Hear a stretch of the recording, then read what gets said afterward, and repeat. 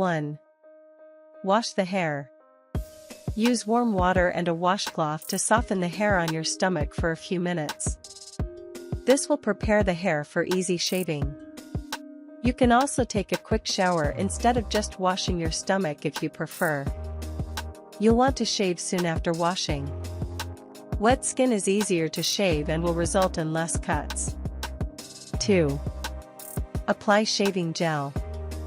Apply the shaving gel evenly across the hair-covered areas of your stomach. 3. Shave the hair. Pull the razor gently across the affected areas of your stomach. Shave first with the grain of the hair. Then run the razor against the grain. Rinse the razor with warm water in between each stroke. It is recommended that you use a good quality, new razor. If you find yourself having to use pressure when dragging the razor over your skin, it is probably too old and needs to be replaced. 4.